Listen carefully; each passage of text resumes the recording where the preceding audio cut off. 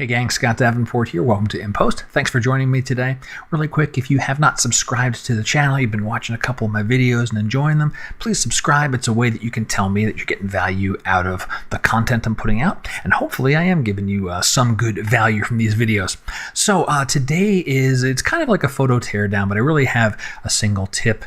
It's about giving some directional warmth to simulate and accentuate sunlight in a scene. And I have this photo here. This is from the Blue Hill Overlook. I shared this location earlier this week on In the Field. And this is the basic processing. So, I've done the basic stuff, picked the profile, did some white balance work, the normal types of things you've seen me do in other videos.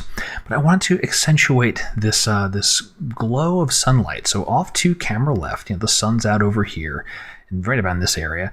And there is some nice directional light already, and I like how this mid-ground is catching some of those. I wanted to accentuate that, so I added some warmth there. Let me let Lightroom catch up for a second. There we go. And how was this done? Using a radial filter. And notice the pin is actually positioned outside of the canvas. So that's something you can do. You can take the center of a radius. Let me click on that one so you can see what it's affecting. And it is doesn't have to be inside your photo. And I wanted it to be outside the frame because that's where the sun is, right? The sun's off to camera left, and it makes sense for the center to be there. And then this warmth just kind of filling in this whole area. Very simple temperature adjustment and a minor luminance mask, just avoiding the warmth in the very deep shadows.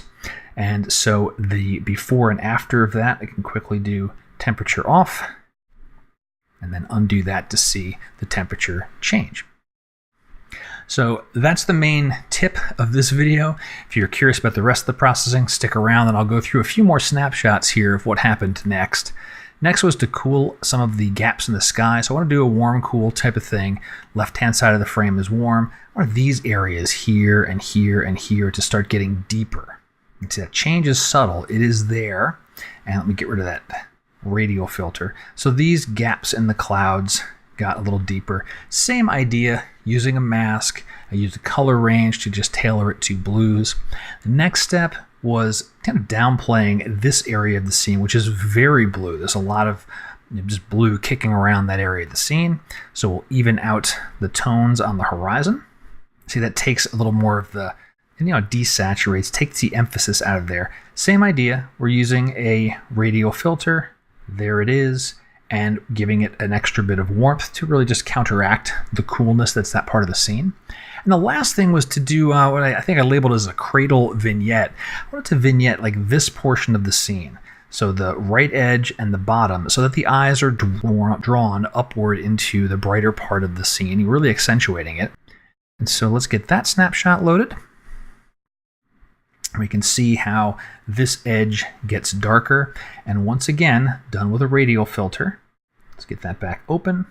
Can find that one right here. Nope, it'd be this one. There we go. And it's a very large one. I'll hover over it for a minute so you can see the green areas is where I'm affecting the scene. Standard exposure reduction there. But the upper left corner has been painted away, so really just affecting these corners. Used the brush, chose erase, and then removed it from the upper area. So we end up with a mask that is just affecting the three corners and kind of just cradling this part of the scene and opening up this side of it. So all of that added together, let's do a quick recap here. So if we look at from the basic processing, we had this. Overall tone looking pretty good. Still, a little bit flat, not as much guidance for the viewer. And then finished it like this. Downplaying the foreground, downplaying the right-hand edge, and adding that warmth and really just drawing the viewer up into this area of the scene.